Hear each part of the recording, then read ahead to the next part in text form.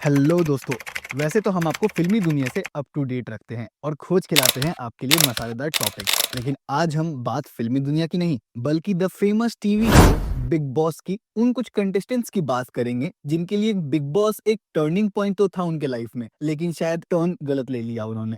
वैसे big boss के घर में रहना कई लोगों के लिए सपनों से कम नहीं होता। हर कंटेस्टेंट ये चाहता है कि बिग बॉस उन्हें सिर्फ एक टाइटल या ट्रॉफी नहीं बल्कि एक नई शुरुआत भी दे। लेकिन आज हम बात करेंगे उन बिग बॉस स्टार्स की जो अपनी जीत के बाद छुप गए या कंट्रोवर्सीज में फंस गए या फिर इंडस्ट्री से दूरी हो गए। तो चलिए बिना टाइम वेस्ट किए समझते हैं इन लोगों के लाइफ के बारे में।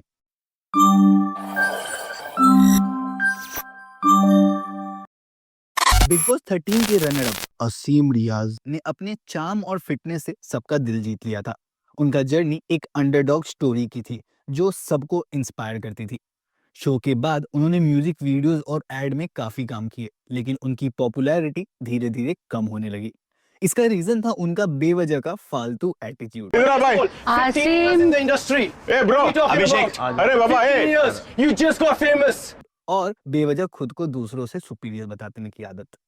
असीम कई मौकों पर खुद को इतना बड़ा बता देते थे जितना वो रियल लाइफ में है भी नहीं। कुछ मंथ पहले उन्हें रोहित शेट्टी के शो पे भी निकाला गया था उनके बैड बिहेवियर के कारण। सुन एक मिनट मेरी बात सुन ले वरना मैं उठक के यहीं पटक दूंगा। फिलहाल तो वो अपने म्यूजिक करियर पे फोकस कर रहे हैं, बट वहां भी उन्हें कुछ खास हासिल नहीं हो रहा। फ्लॉप पर फ्लॉप दिए जा रहे हैं और उनका नाम मुझे नहीं लगता बिग बॉस के बाद वैसा चमका जैसा लोगों ने एक्सपेक्ट किया था। चलिए अब बात करते हैं अगले कंटेस्टेंट की, और इस नाम के लिए मुझे लगता है मुझे काफी हेट मिल सकता है। बट अगेन मैंने पहले भी कई वीडियोस में बोल रखा है कि हम लोग किसी भी सेलेब को हेट या फेवर नहीं कर रहे हैं। हम बस इंडस्ट्री के बातों को अपना पीओवी के साथ आपके सामने रख रहे हैं। डाटा और फैक्ट्स आपके सामने रहेगी तो बाकी चीजें तो आप खुद भी समझ सकते हैं ना। चलिए अब बात करते हैं अगले कंटेस्टेंट की।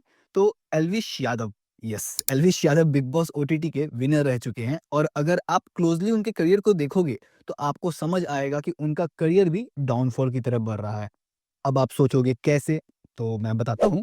वैसे मैंने जब ये बात एल्विश के एक फैन से कहा तो कई लोगों की तरह उसका भी इंस्टेंट काउंटर रेडी था कि भाई एल्विश यादव अभी कई सारे शोज कर रहा है और वो काफी एक्टिव है कई जगहों पे। बट जैसा मैंने पहले बताया हम यहाँ डेटा पे बात करते हैं। तो चलिए बात करते हैं कुछ फैक्ट्स एंड फिगर की। तो एल्विश का जो लास्ट म्यूजिक वीडियो रिलीज हुआ था उसमें वो अपने एक्टिंग की वजह से ऑलरेडी काफी ट्रोल हो चुके हैं, और अब मुझे नहीं लगता कि वहां उनके करियर का ज्यादा कुछ होने वाला है। वैसे रोडीज और बैटल ग्राउंड के शो को वो ज्वाइन तो कर रहे हैं, लेकिन उसके बाद क्या, पिछले सीजन के रोडी शोज के जजेस का अभी तक क्या हाल है ये तो आप सब जानते ही हो।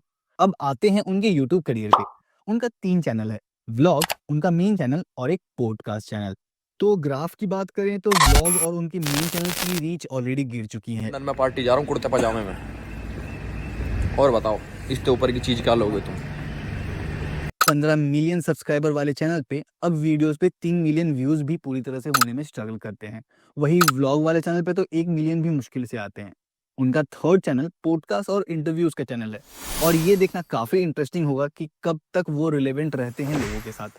अगर पहले और अभी के उनके एंगेजमेंट की बात करें तो उसमें काफी डाउनफॉल हुआ है। बिग बॉस के टाइम जो उनका क्रेज एंड फैन फॉलोइंग बढ़ा था, अब लोगों में वो बात नहीं रही। चलिए बिग बॉस 10 के विनर मनवीर गुज्जर पे आते हैं अब। तो इन्होंने अपने सिंपलिसिटी और देसी स्टाइल से पूरे देश का दिल जीत लिया था, लेकिन शो के बाद वो कंट्रोवर्सीज में घिरे रहे। जो प्यार से बोलेगा आएगा मिलेगा उसके लिए वेलकम है, और जो ज्यादा थॉट्स दिखाएगा उसके लिए भीड़ कम। स्पेशली उनकी पर्सनल लाइफ को लेकर उन्होंने कोई बड़ा बॉलीवुड या टीवी प्रोजेक्ट्स नहीं लिया और अपने सोशल अपीयरेंस को भी लिमिटेड रखा।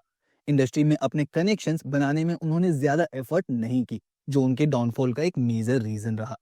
2021 के बाद से ही वो मीडिया से दूर रहने लगे और कहीं ज्यादा दिखे भी नहीं है। चलते हैं अब अगले कंटेस्टेंट पे, बिग बॉस 2 के विनर आशुतोष कौशिक पे। एक टाइम पे रियलिटी टीवी का फेस थे आशुतोष। एमटीवी रोडीज और बिग बॉस जीतने के बाद उनका करियर पीक पे था। अब आप बोलोगे भाई तुम तो डाउनफॉल बता रहे थे, तो यस उनका जो पीक था वो बस कुछ समय का ही था। उसके बाद उनका डाउनफॉल बहुत हेवी हुआ और उसका मेन रीजन अल्कोहलिज्म और कंट्रोवर्सीज ही रहे। मजदूर सड़क पे है। अबे मजदूर तो हमेशा ही सड़क पे है। कभी इन पे एक सड़क पर गाड़ी चढ़ जाती थी, आज इन्हें चढ़ने के लिए गाड़ी नहीं मिल रही जिससे अपने घर पहुंच जाए। मजदूर की थी कोई जिंदगी ना है। एक बार उन्होंने खुद एडमिट किया कि फेम के प्रेशर में उनकी लाइफ डिसरप्ट कर दी है। अब वो इंडस्ट्री से दूर रहना और अपनी पर्सनल लाइफ पे फोकस करना चाहते हैं।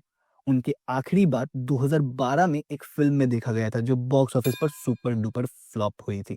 चलिए अब चलते हैं हमारे अगले कंटेस्टेंट के ऊपर। तो बिग बॉस 8 के विनर गौतम गुलाटी का चार्मिंग पर्सनालिटी और स्टाइल उनकी आइडेंटिटी बन गई थी।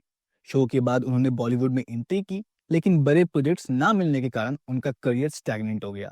आखिरी बार गौतम को राधे फिल्म में देखा गया था सलमान खान के साथ, पर उसके बाद से छोटे मोटे प्रोजेक्ट्स ही उन्हें मिलते रहे और जिसकी वजह से वो फैंस के बीच में ज्यादा रिलेवेंट नहीं हो पाए। एक दिन सॉरी बोलता है, अगले दिन दोस्ती करता है, फिर सॉरी बोलता है। तेरे को सॉरी पता है? उस दिन आया था ना वैनिटी में सॉरी बोलने। सॉरी बोलने के लिए बिना गलती आया नहीं के। था वैनिटी में सॉरी बोलने। हाँ अभी भी उनकी फैन फॉलोइंग काफी बढ़िया है, लेकिन यहाँ से एक कमबैक काफी मुश्किल लग रहा है मुझे तो। चलिए अब बात करते हैं last but not the least Rahul वैद्या के ऊपर। बिग बॉस 18 के रनर अप राहुल वैद्या एक सक्सेसफुल सिंगर थे और शो के बाद उनकी पॉपुलैरिटी और बढ़ी, लेकिन उन्होंने अपने कंट्रोवर्सीज और लिमिटेड रिलीज से अपने फैन बेस को डिसअपॉइंट किया। शादी के बाद उन्होंने अपने करियर पे उतना फोकस नहीं किया जितना लोग उनसे एक्सपेक्ट करते थे।